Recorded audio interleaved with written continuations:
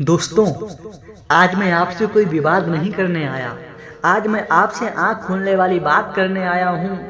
हम सब रोज कहते हैं कि भगवान सब ठीक कर देंगे, एक दिन सब सही हो जाएगा, भगवान पर छोड़ दो।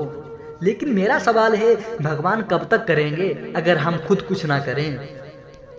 क्योंकि हमारे ग्रंथ भी कहते हैं कि कर्म प्रधान विश्व रचि राखा, जो जस करें सो तस फल चाखा। मतलब साफ साफ है दोस्तों, इस दुनिया में सबसे ऊपर कर्म है। अगर सिर्फ मंदिर जाकर हाथ जोड़ने से ही सब कुछ मिल जाता तो महाभारत कभी नहीं होती, या मंदिर के पुजारी सबसे अमीर होते। अगर भगवान सब कुछ कर देते तो श्री राम को वनवास क्यों मिलता? क्यों उन्हें जंगलों में कष्ट झेले? क्यों सीता माता का हरण हुआ और क्यों युद्ध हुआ?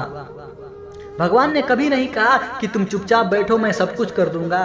भगवान ने तो कहा है कि कर्म करो, धर्म पर चलो, संघर्ष से मत भागो। श्री कृष्ण ने अर्जुन से कहा था, उठो शस्त्र उठाओ, युद्ध करो, फल मैं संभाल लूंगा। ध्यान दीजिए दोस्तों, फल भगवान ने दिया लेकिन युद्ध तो अर्जुन ने ही किया। मैं किसी कथावाचक का अपमान नहीं कर रहा, लेकिन एक बात साफ कहनी होगी, अगर केवल कथा सुनने से ही जीवन बदल जाता तो देश में कोई बेरोजगार नहीं होता। कथा प्रेरणा देती है, पर परिवर्तन तो कर्म से ही आता है। सच्ची भक्ति या नहीं कि भगवान से ही मांगते रहो। सच्ची भक्ति तो यह है दोस्तों कि भगवान की तरह धैर्य रखो, भगवान की तरह संघर्ष करो और भगवान की तरह कर्म से अडिग रहो।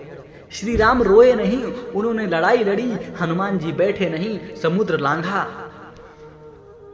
दोस्तों, कड़वा सच यही है, अगर आप मेहनत नहीं करोगे तो भगवान भी आपकी मदद नहीं कर सकते। भगवान रास्ता दिखाते हैं, चलना हमें ही पड़ता है। भगवान ताकत देते हैं, संघर्ष हमें ही करना पड़ता है।